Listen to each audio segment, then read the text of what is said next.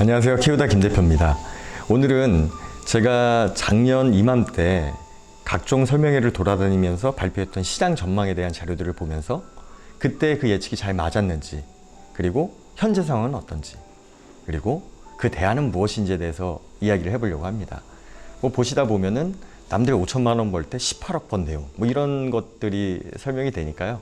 오늘 주의 깊게 잘 지켜봐 주시기 바랍니다. 작년 3월 자료입니다. 부동산 투자 어떤가요? 라는 물음으로 항상 설명회를 시작을 했습니다.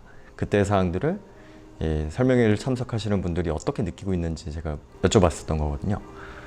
지금 물어보면 더 하겠지만 그 당시에도 주옥 같아요. 이런 의견들이 많이 있었습니다. 그리고 전 이렇게 표현을 했습니다. 부동산 투자, 주택시장은 끝났다. 작년 3월 뉴스 기사인데요. 그 시점에서도 정부에서는 고강도 부동산 정책을 쏟아냈었고 다주택자에 대한 강력한 규제가 시행되고 있었죠. 그리고 더 강력한 규제가 예고되고 있었습니다. 현 정부가 출범한 이후에 이 화면에서 보이시는 이런 부동산 관련 대책이 많이 나왔는데요. 현재까지 16회나 되더라고요. 2017년도에 6.19 대책에서 조정 대상 지역에 DTI를 적용을 하면서 돈줄을 살짝 쥐었습니다.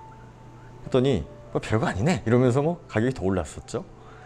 그래서 8월 2일 날 다주택자들을 대상으로 더 강력한 규제책을 담은 파리 부동산 대책을 발표를 했었죠. 그러니까 서울은 조금 잠잠해졌습니다. 그런데 대신에 수도권 지역이 반등을 했었죠. 그리고 작년 3월 이 장표에서 보시는 것처럼 강남을 중심으로 급등세가 나타났습니다. 기억나시죠?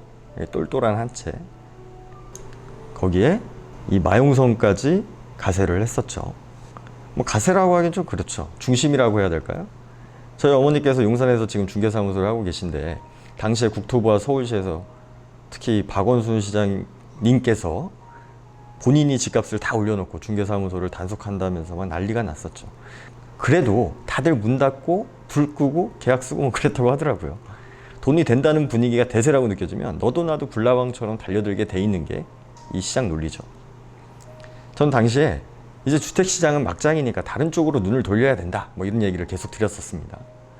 그리고 드디어, 왜 드디어냐면요, 제가 2016년도부터 이 집값이 떨어질 거다, 투자하지 마라 이런 얘기를 했었었는데 거의 한 8개월이 지났는데도 집값이 계속 오르는 거예요. 그래서 이것이 더 이상 발표 못 하겠는데 이런 얘기를 하던 시기에 정부에서 9.13, 9.1 대책으로 주택대출을 강력히 규제하면서 확실하게 돈줄을 쫙 재니까 드디어 안정세로 돌아섭니다. 지금은 집값이 많이 떨어져서 역전세난, 깡통전세 공포 이런 기사들이 많이 있죠.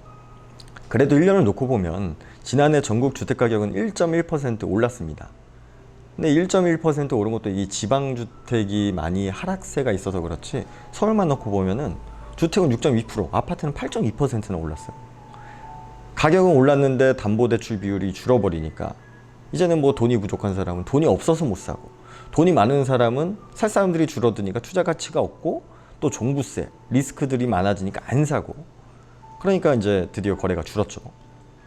앞으로도 이러한 추세는 당분간 계속 이어질 겁니다. 막장에 들어가서 갭 투자해서 전세보증금을 못 돌려주거나 금리 인상으로 이자를 못 내게 돼서 급금매로 손해를 보고 팔거나 혹은 경매까지 진행이 돼서 그런 상황을 맞이하는 분들도 일부 있겠지만 이걸 과거 일본의 무슨 버블 현상이다 이렇게 얘기하는 사람이 굉장히 다 쓸데없는 소리예요. 그러니까 그거랑 지금 우리나라의 상황은 명확하게 다르거든요. 그게 왜 다른지는 제가 한번 시간 되면은 또 방송을 하도록 하겠습니다. 어쨌든 많은 주택 전문가들이 이 주택시장이 안 좋아질 거라는 전망을 2016년 말부터 많이 했었죠. 이유가 뭐였을까요? 그건 바로 이 미국의 금리 인상 때문이었습니다. 아메리칸 버스트 이러면서 그 트럼프가 미국 우선주의 원칙으로 반이민과 보호무역 노선을 미국의 강력한 힘으로 앞세워서 실리를 챙긴 결과 미국만 이 오른쪽에 보시는 것처럼 경제 지표가 호조세였습니다. 깡패예요, 깡패. 멋있어? 경제가 호조세면 인플레이션, 즉 돈이 아닌 현상이 발생하게 되죠. 이런 현상을 막으려면 금리를 올려야 됩니다. 그래서 지금 미국 금리가 계속 오르고 있죠. 미국 금리가 오르면 달러 유동성이 줄기 때문에, 그러니까 쉽게 얘기하면 미국에서 1,000원 이자를 내면서 돈을 빌려서 우리나라에서 2,000원을 벌었는데 미국에서 2,000원에 빌리면 돈을 못 벌거나 손해를 볼 가능성이 높아지잖아요. 그러면 우리나라에 투자했던 이 글로벌 자금들이 빠져나가게 되겠죠. 그러면 우리나라에서 돈을 빼려면 샀던 걸 팔아야 됩니다. 그러니 물건 가격은 그게 주식이 됐든 부동산 가격이 됐든 떨어질 거 아니에요. 그래서 미국 금리가 오르면 투자되는 돈이 준다. 그래서 미국의 영향력을 많이 받는 우리나라의 부동산 가치가 떨어질 확률이 높다라고 이해를 해주시면 됩니다. 그래서 지금 우리는 그 영향을 받고 있는 거다. 자, 그러면 현 시점에서 이 부동산 투자를 하면 안 되는 거냐? 대세는 그게 맞죠. 작년 자료를 한번 볼까요? 당시에 주택시장을 누르니까 풍선효과로 상업용 부동산에 대한 투자로 넘어가고 있었죠.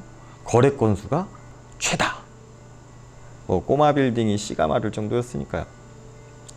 그리고 올 3월 기사입니다.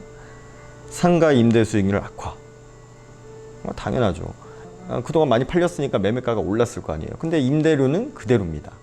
임대료를 올리고 싶어도 요새 경기가 안 좋아서 장사가 안 돼서 임대료를 못 올려요. 오히려 낮춰주거나 아니면 공실로 있는 상태들이 지속이 됩니다. 그러니까 수익률은 당연히 떨어지겠죠. 당연한 거예요. 그러면 주택시장도 별로고 상가 투자도 별로면 어디다 투자해야 되는 거냐라고 생각을 하실 겁니다. 내 패가 구리면 뒤지는 것도 이 좋은 투자의 한 방법입니다. 하지만 이 좋은 패를 들고도 좋은 펜줄도 모르고 뒤지면 정말 뒤져야죠. 어떤 패가 좋은 패인지 알아보려면 지금 같은 이런 상황에서도 적정 수익률을 나눠주는 기관에서 어디에 투자하는지를 한번 보면 이게 좋은 패인지 알아볼 수 있는 방법이 되겠죠. 그럼 한번 볼까요? 어디다 투자를 하니? 이 뉴스 기사를 보면은 부동산 펀드는 빌딩, 호텔, 유통, 물류시설에 투자를 해서 임대료나 매매 차익으로 수익을 거두고 있네요. 저도 이 세 가지 중에 이 호텔, 즉 숙박업 부동산에 투자를 하라고 권유드립니다. 작년에도 그랬고 올해도 그렇습니다. 왜냐? 제가 숙박업 부동산에 투자를 권하는 이유는 하나예요. 숙박업이라는 게 사업으로 봤을 때 물건을 잘 선택해야 되긴 하겠지만 잘 될 수밖에 없는 요건을 가진 업종이기 때문입니다. 나 임대사업 할 거고 운영은 임차인이 할 건데 내가 왜 운영을 신경 쓰면서 부동산 투자를 해야 돼? 라고 생각하시는 분들 잘못 생각하시는 거예요. 임차인이 잘 먹고 잘 살아야 임대료를 잘 냅니다. 장사가 잘 되면 임대료도 당연히 오르겠죠. 임대료가 오르면 당연히 매가도 같이 오르죠. 결국 임차인의 사업이 잘 돼야 임대인도 돈을 잘 법니다. 자, 그러면 숙박업이 잘 될 수밖에 없는 요건이 뭐냐? 일단 사례를 먼저 보여드릴게요. 제가 회사 다닐 때 개발했던 사례들 중에 아파트가 한참 오를 때 같은 시기에 이 숙박업 부동산에 투자를 하고 매각했던 사례들을 비슷한 지역으로 묶어서 비교를 해봤습니다. 자, 서울 성동구의 아파트 사례예요. 2014년도와 16년도의 거래가의 평균액입니다. 2014년도와 16년의 차액이 거래가가 5,563만 원 상승을 했습니다. 그 인근에 있는 숙박업소인데요. 2014년도 4월에 22억에 매입을 했네요. 그리고 2016년 7월 27일 날 매도를 했는데 40억에 거래가 됐습니다. 거래가가 18억이 상승했어요. 5천만 원 벌 동안 이분은 18억 벌었습니다. 그리고 양천구에 있는 아파트인데 1년 동안 1,825만 원이 올랐네요. 인근에 있는 숙박시설 29억 8천에 14년에 사서 1년도 안 돼서 45억에 거래가 됐습니다. 거래가 15억 2천 상승. 하나만 더 볼까요? 충북 청주에 있는 아파트인데요. 2년 동안 200만 원 올랐습니다. 그리고 청주에 있는 숙박시설 2013년도 6월에 16억에 매입을 해서 14년도 12월에 35억에 거래가 됐네요. 거래가 18억 9천 상승. 야, 이거 몇 프로예요? 118% 되나요? 짱이죠? 이렇게 거래가 되는 이유는 하나입니다. 돈이 되는 부동산이니까 그런 거예요. 돈이 되니까. 숙박업이 왜 돈이 되냐? 아까 말씀드렸듯이 사업으로 봤을 때 잘 될 수밖에 없는 요건을 가진 업종이기 때문입니다. 그러면 그 요건은 뭐냐?